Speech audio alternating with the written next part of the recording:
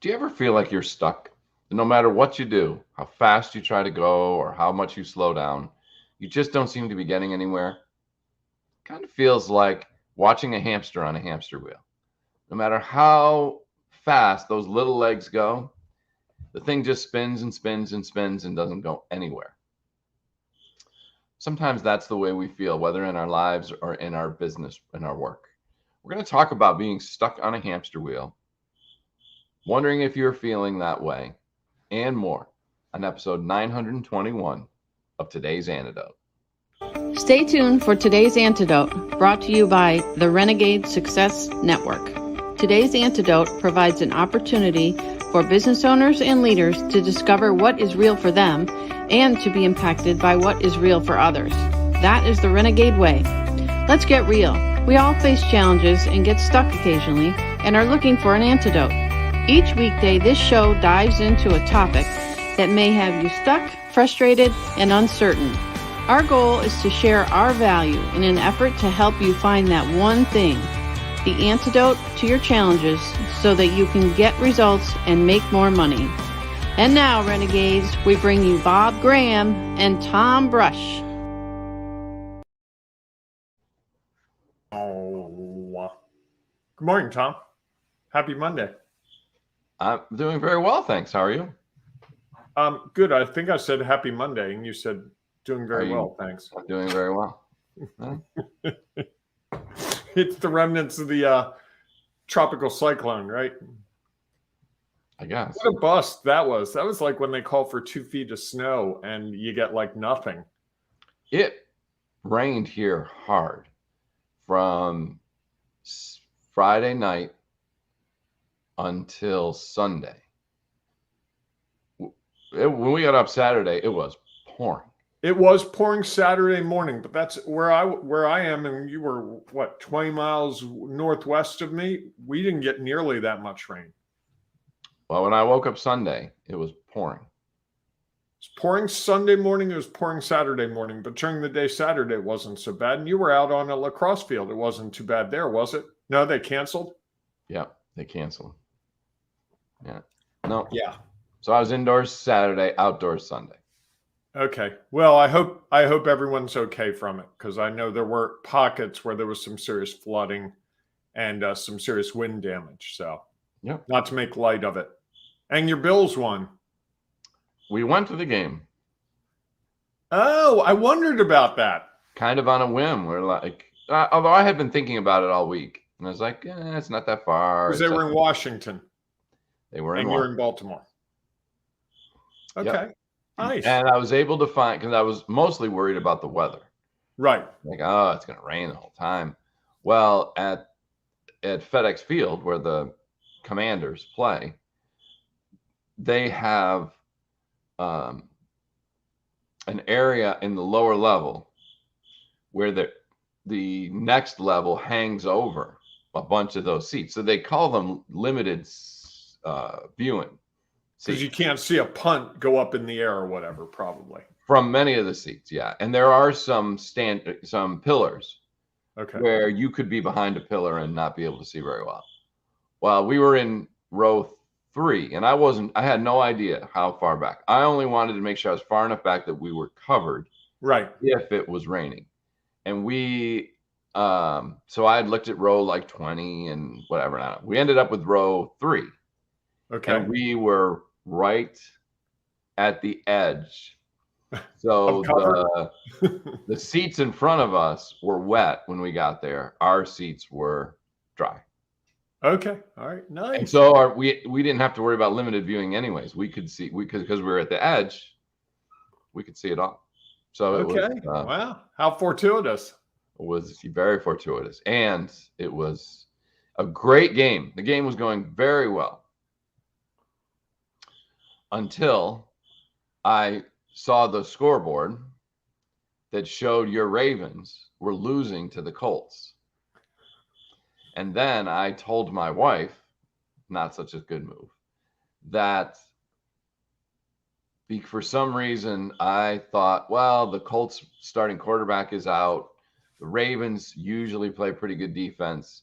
So in her fantasy team, I put the Ravens in instead of the Bills defense. Oh, bad decision. The Bills defense scored 37 points. The Ravens 7. In fantasy football score, Fantasy not football. in real score. In fantasy football. As we watched the Bills have 4 interceptions, a fumble recovery. 1 interception was returned for a touchdown. 9 sacks. Basically 0 points. I mean, the Commanders kicked a field goal with about less than a minute to go, like 50 seconds to go, to score 3 points. Other than that, it was basically a shutout. Yeah, that was. And then, and this wasn't so bad, but because parking there was like $100. It was crazy. So we went to a metro stop, parked, took the metro 1 stop, got out, and had to walk a little bit. Well, going out of the stadium, we sort of got turned around, and we're walking towards. We were following her phone towards the station. Well, except the station, what looked like a road, was actually the tracks for the metro. So we walked about half a mile, 3/4 of a mile out of our way to have to turn around, walk all the way back to the station that we parked at. So we got our steps in. Anyways, so okay, nice. It was fun. Yes, indeed. Yeah. So I didn't feel like I was actually able to go somewhere. I just was going too far where I was going. Right. Which stop on the metro did you park at? We parked at downtown Largo. Okay. Which is the last stop on the blue line. Yep. Took it 1 stop and then. So yeah, smart move. Well, it was smart until we couldn't find the right road to get to the other stop, near the stadium. So it was fine. Fortunately, it wasn't raining at that point. That's nice, right? Yes. Yeah. So we got this great topic for the week. We're talking about being stuck on the hamster wheel. And this is a result of, we've been talking the last couple of weeks about, I'm blanking. I totally lost it. Comfort zone. Thank you. Our comfort zone. That was this past week. And the week before that was what, Tom? Oh, heavens. Last week was getting out of the comfort zone. Right. So we've been talking about that the whole was idea. In the comfort zone. Yeah. And we've both experienced this feeling of the hamster wheel, when you've got too much to do, and you just feel like you're barely making headway. The other way I would describe it is, it feels like you're drowning. No matter what you do, you're not getting above water with your work. It could be that a big project came your way. It could be that you have a big meeting that you've got to lead and you've got to get the PowerPoint slides done and people aren't turning in all the materials you need. I've had that happen. It could be just you feel a great deal of pressure because it's September 25th and you've got some goals for the month, for the week, for the year, and you're not meeting them. Certainly have that one every now and then. It could just be the whole anxiety around just not really knowing what you're doing. I don't know why, but I woke up this morning really, really, really anxious about work. In a way I have not felt in a long, long time. I mean, I'm anxious about work from time to time, but for some reason this morning, I really was like rattled. And part of it is just, I kind of feel that hamster wheel feeling sometimes. I worked a lot this weekend. I was trying to redo my website, which I think probably is a factor in it. Couple of things. My phone told me yesterday that I'm using too much storage. So I went through and I was trying to take out some of the contacts. So I literally went through all 821 contacts in my phone. And as I'm going through those, trying to pick the ones that I'm deleting, and I'm deleting some, people I met through networking that I'll never talk to again, probably, or, burned a book of mine, you never know. And people that, just a person that you and I knew that died a couple of years ago was still in my contacts.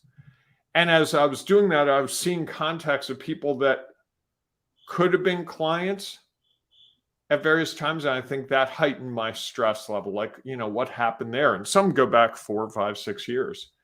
And I think what I came to this morning was, I don't do this very often, but I actually was doing some meditation this morning because I needed to find a way to really like calm myself down.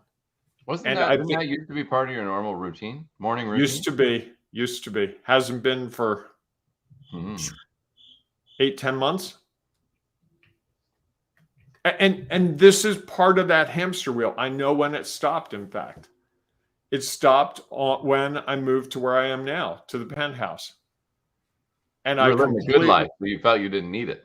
that's right. I was moving up on the east side to a deluxe apartment in the sky. And, once you get there, but it changed how I went about my day.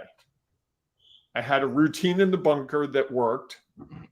And then I moved, and as part of moving, it's the usual.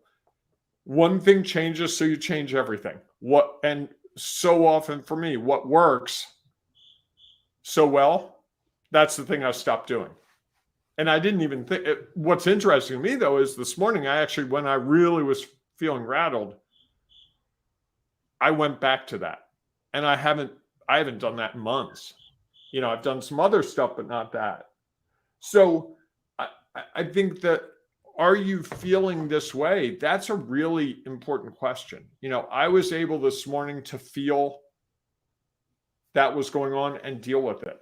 And I think so often other people have been the ones to tell me, it's like, man, you seem stressed. Are you okay today? And often it'll be like, yeah, I'm fine. And then I start thinking about it later, and it's like, yeah, I'm not really fine. So I think that question we asked today about, are you feeling this way, is the first step to realizing something really important. When do you feel it, or how do you feel it? When do you identify it? Can you identify it as it's happening, or is it sort of way down the road, like, oh yeah, I've been that way for the last couple of days? I don't think I think it's very hard to recognize it in the moment. And I think that's what it is. It's recognizing that you're feeling this way. You had also said that you had a conversation with someone, and that phrase being on a hamster wheel came up. Is that yes? I thought that was an interesting analogy when you shared it with me, that it just feels like no matter what you're doing, no matter how fast you try to go or how much you try to slow down, you just aren't getting anywhere. And I think that's, we can get that way. Like my go-to used to be, if I'm not feeling like I'm making progress, I just go longer and faster. Means work more hours. That was my solution for probably 10 years of my work career, was just work more. I give you credit for only doing it for 10 years. Well, sometimes you have to get smacked in the face to understand that. I think I did for 20, so give you a lot of credit. Not going to work. It doesn't have the impact that you thought. And I probably went a little bit longer than that, actually.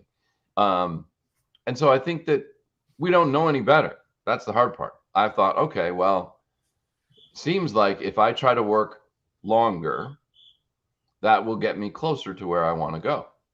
And I think as I look back on it, I realized that many of those longer hours were maybe not as productive as they could have been. And so I somehow correlated with, if I stay at the office longer, I'll be able to get more done, and I'll be able to get myself closer to where I want to be. I think the challenge is that when you do that, you recognize all of the things that you could do. So you try to do them, like, well, I'll just clean out my email box, or, I've always been looking at my numbers this way. Let me create a new chart that I can measure something differently, hoping that I'll get a different result. And so I think a lot of times when we choose to work longer, I'm not sure we choose more the work that actually is going to move us forward. We choose the work that's there to be done and that's recognizable, and say, oh, I could do this, or I need to clean my office. Or, what if I just sit up here and I create another agenda for the meeting tomorrow with more information? that isn't really going to have that much of an impact on the meeting that we have. And I think for some reason there's that feeling of, yes, I'm doing more things. And we talked about this a couple of weeks ago. So if you're feeling this way, you might want to go back to our episodes around less is more, which was probably 3 weeks ago. And I think you can start to, understand why just by doing more isn't necessarily getting us any closer to where we want to be. It's just, we're just doing other things. We're finding other things to do within that time. And I think what I've figured out now is that I can be more selective in what I do, and focus on those things that make a difference. Not always great at it. And yet it's something that I'm aware of. And I at least try to say, okay, if I take a little break here and then I'll come back and I'll focus on this thing that I've sort of set off to the side for a moment, which is really the thing that's going to help me move forward. That I cannot feel like I'm just stuck working and trying to do something, and really not getting the results that I desire. It's funny you said that, because one of the things I really tried to do, I knew Thursday I was going to be working most of Saturday, and I thought I might work part of Sunday. And I wrote a list of 3 things, the only 3 things I would work on. How'd that go? Nothing else. And I found myself trying to do other things so frequently. And I made a deal with myself. If I was going to try to do other things, I would stop working and go play my guitar. I logged a lot of guitar time this weekend, because it would just be like, okay, I'm going to go play my guitar. I'd go play my guitar for 15, 20 minutes, then come back and focus on that thing. 3 things I wanted to do this weekend. How many did you get done? 2/3 of one. That's it. The other 2 didn't get touched. Just didn't. In how many hours? Probably 10. And yesterday's hours were with the Ravens game on, some NASCAR on. So it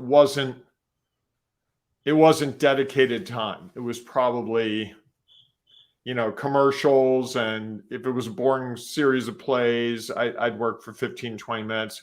I also was working in front of the TV, so I was using just my laptop. So I was transferring some information, so it was slower versus being with my big monitor.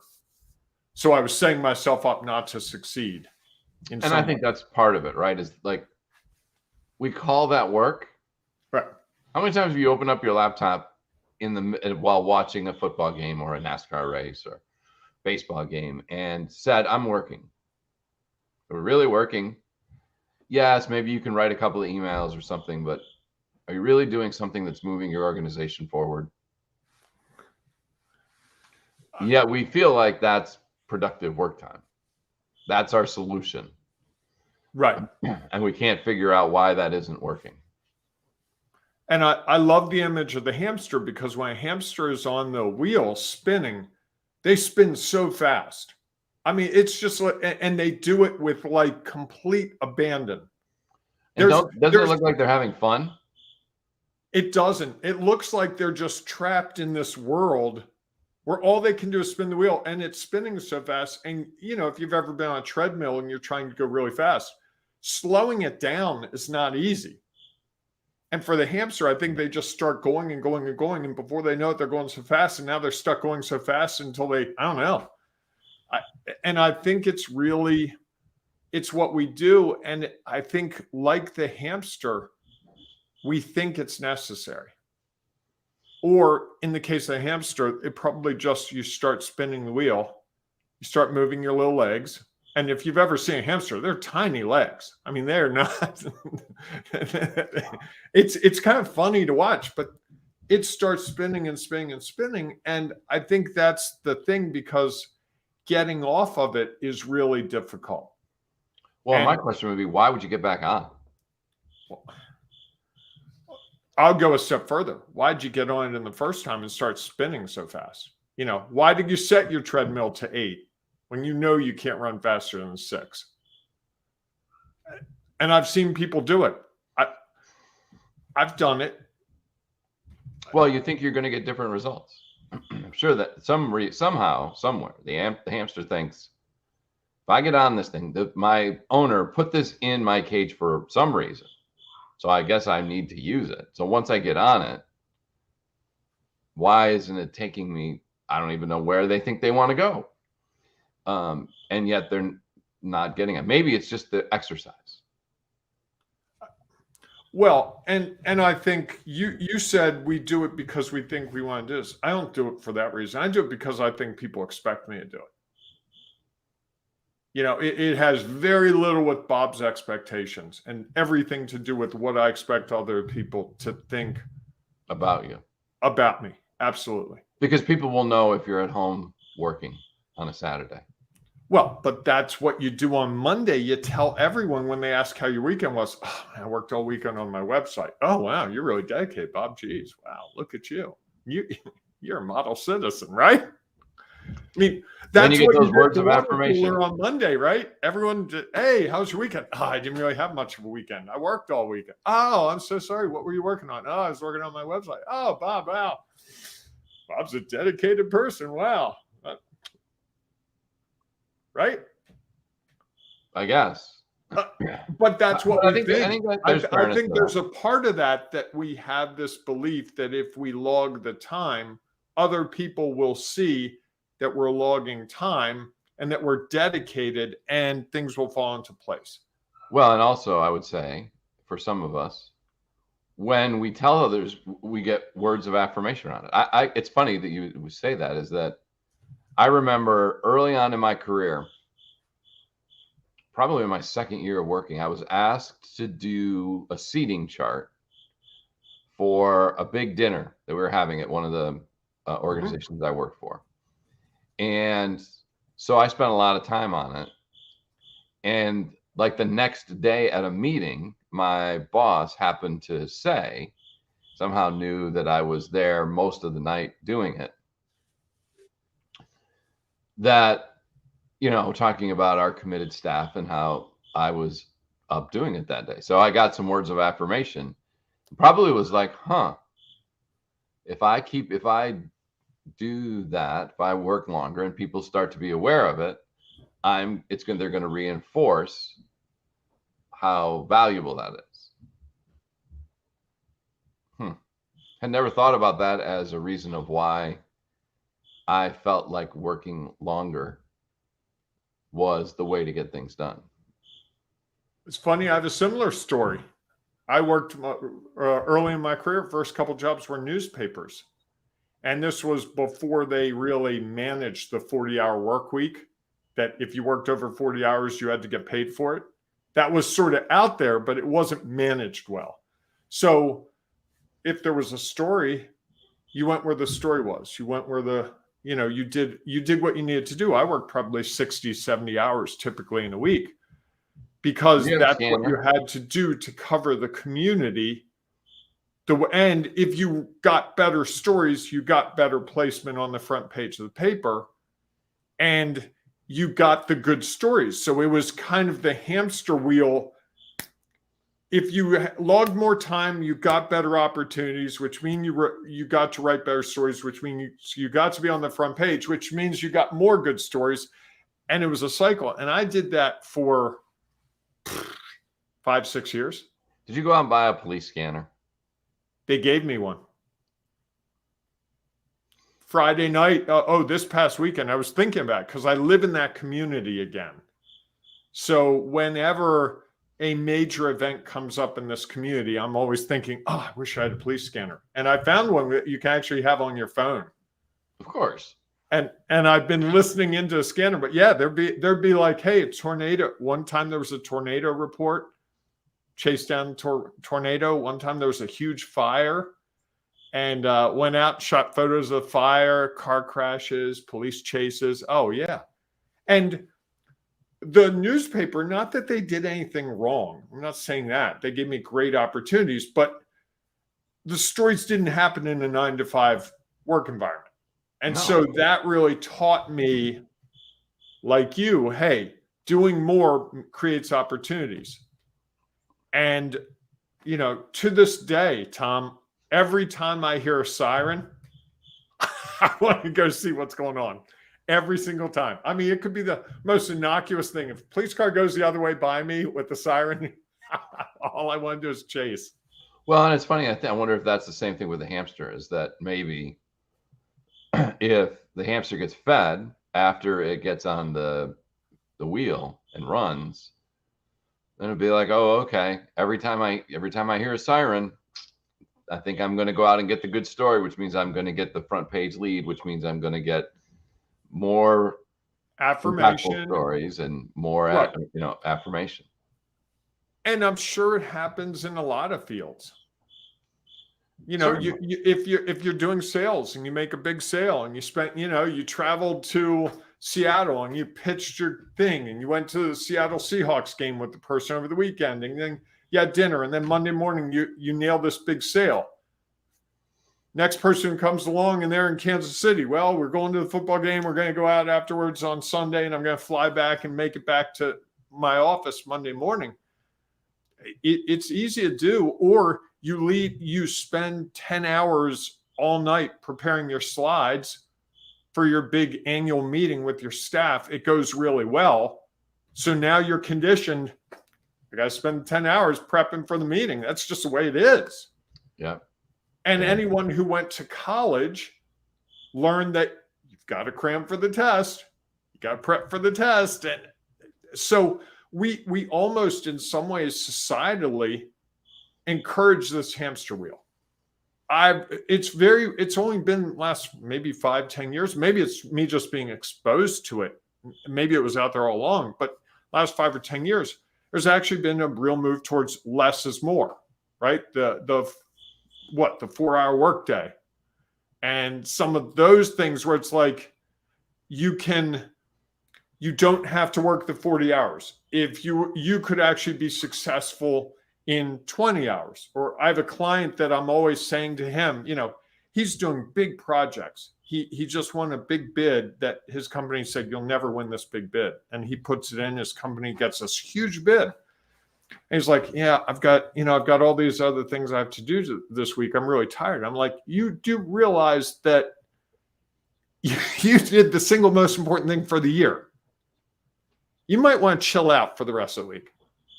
Go in, check your email, and he felt like he honestly didn't feel like he had accomplished anything. I'm like, time out. You're telling me you got a huge bid that your company said we'll never get this bid. This is like a game-changing bid for your company, and he couldn't see it. All he could see is it's the next day, and I'm really exhausted. I'm like, yeah, I bet. Well, maybe he wasn't getting the words of affirmation that would have helped that. If they were just like, oh, congratulations, great, this is awesome. And then they just moved on. When's the next one? Right. It might not have been the way that it was seen. And I think that's, but ultimately, doesn't it come from within him? I think that's what believe me, I'm the first words of affirmation guy you're going to find. You know that about me, but I'm trying very hard more and more to affirm myself. Yes. And I think because you've evolved, Bob. I think there's a lot of other people. Thank you, Tom. That might be the nicest thing you've ever said to me. I think there are plenty of people that would be out there going, yeah, if only. Well, I think that if you don't stop to think about it, like the hamster, you're just like, oh, my legs are tired, and the only way I'm going to get fed is if I get on that wheel and run. That's what you're going to do. The only way, if he feels like the only way he is going to get any affirmation is if he goes out and gets whatever the next big bid is. And I think we become conditioned to that, is that it's almost never enough. So and he's worried about his job. He's not looking at going, I did this great thing. He's going, I need to do the next great thing. Correct. And you say I evolved. The funny thing is I've been in the workforce full time for over 35 years. So that evolution didn't come quickly and didn't come easily. If I have evolved, I think I have moments of evolution, but not. And that's the part to me that's kind of alarming, that we become so conditioned, it's really hard to break. And if I really were evolved in this, I would have probably said to myself about 5 p.m. Saturday, hey, you know what? You've done enough. You need to let go. And if I really played my cards right, thinking this through logically, I would have worked this weekend on it and I would have taken off today because there are reasons to take off today. I think that's the thing is the question. And I can't do that. What did I tell you? I've got a busy afternoon. Yes. Because Bob's got to be busy on weekdays from 8 to 5, because if he's not doing his job. Well, and here's the thing to maybe think about. Is one of the things that I've tried to do is I've tried to have. Coffee got cold. It I'm never sorry? gets cold, and my coffee is really cold today. You need an insulated cup. Don't like cold coffee. You should put ice in it. Then it's iced coffee. Isn't that better? I've never had iced coffee. It doesn't even. It's funny because people want their coffee hot, and now people who want it cold. Right. Yet, just like you, if they had hot coffee that got cold, they wouldn't want that. Right. They want coffee that started out cold.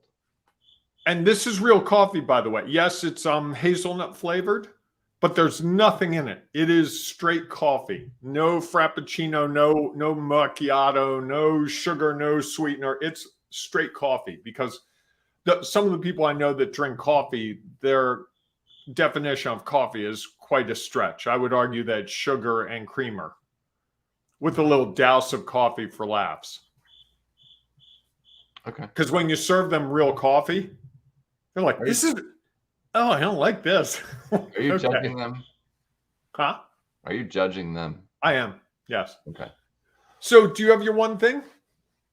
I do. I was going to share one thing first. Oh, by all means. Would be that about your Mondays. One of the things I've tried to do is keep Mondays quiet, not a lot of scheduled things, because I know I'm prone to sometimes work on the weekend, or with my other role, I definitely am working on the weekend a lot. And so it's nice to be like, okay, if I'm feeling tired, I've recognized that I have done some other things. And so Mondays are a good day to not feel like, oh, I got to be in at 8, or I got to be in at 7 to do the show. And then I got meeting after meeting after meeting after meeting. I know that really doesn't work very well for me anymore. Something for you to consider. Or Okay. maybe you give up working on the weekends. I don't know. That'd Because be you're nice. not willing to, I think it's one of those things that you have to realize what works for you. Right. If you're feeling that it's a weekday, I have to work from 9 to 5. Okay. That means that you can't work on weekends. We'll talk more about this over the course of the week. There's actually a method to my madness, believe it or not. And I'll explain it because it's part of the hamster wheel. Okay. So what's your one thing? I think my one thing is that you probably feel this way far more often than you realize. And that awareness is really important as you think through it. And just if I could give people one suggestion for today, think about when you feel like you're just overwhelmed. Whether you feel like you're drowning, you feel like you're doing the same thing over and over and having no better results, just start to see it. Because when we started talking about this topic a week or so ago, I started to notice how many times I felt that way. I was at a networking event last week and I was like, this is just the same thing over and over and over and over and over. How do I break this chain? Because it's diminishing results. And logging time doesn't mean results. Not necessarily. Yeah. Okay. Yeah. So I like that. All right. So I think mine is that I don't think that we even recognize that we're feeling this way, because I think it's something that we've just become conditioned, as you said earlier, to do over and over and over again. Okay. The hamster, I went to bed and I woke up. I guess I got to get back on this wheel and run, because then I'm going to get fed. And I think it's the same for us, is that we just get in these habits, this routine, and we become conditioned that this is what we do, that every weekday from 9 to 5, I have to be working or else I'm not doing my job. So we just keep doing it. No matter what happens at night, no matter what happens on the weekends, we still keep doing it because this is what we've been conditioned to do, whether it is providing us the results or not that we desire. And as you said also earlier, it's hard to get off of that wheel, right? Slowing down on a treadmill when you're going fast is not easy. Fortunately, they usually have arm guards that you can hold on to. I don't know that we have those in our business. I think I do know where they can be. Okay. All right. But in the short term, if you're someone, would you please put up that slide, Tom? If you're someone who's trying to figure out where you might find arm guards in the short term before we talk through that topic later this week, we have our Get Real, Get Results, Make More Money program. Are you ready to get real? Now, real isn't just about getting real. It's about recognizing, evaluating, activating, and learning. 4 steps that Tom and I have been using to be really focused on how to accomplish things, how to take your next step. You guys should see this. Tom's looking like he saw I was in a box there and wanted to see me get out of it. Because I wish I wrote these down some days. But if you're a business owner or a leader, this is an opportunity to solve some of these riddles that you've been having. It's hard to do things by yourself. It's hard to work within yourself. But what we see is when we work with people, give them an outside perspective, ask them questions to help them figure out what's going on for them. We don't solve the riddle for you. We just help you solve your own riddle. If that's something you're trying to do and you've just hit your head against the wall or you feel like the hamster on the wheel, we want to talk to you. Contact Tom or me or go to renegadesuccessnetwork.com. You will thank yourself. Start the week off, boom, with something that you can be really proud of. Make that call. Yes. All right. And if you have one thing, your one thing for today about feeling stuck on a hamster wheel, please feel free to put it in the comments. If you're listening to the podcast, we know that unfortunately you don't have the ability to comment. And so we would encourage you then to go to our Sculpt Your Business Facebook group. Join it. You can become and share your thoughts and ideas there, as well as gain from the thoughts and ideas shared by others. So we look forward to seeing you in that group. If not, we will see you tomorrow morning, 7 a.m.-ish Eastern time for our next episode of Today's Antidote. Hey, whatever you do, folks, embrace the renegading you. You're going to thank yourself. It's so worth it. Perfect way to start your Monday. Yes, indeed. All right, everyone, go out and enjoy your day. We will see you soon.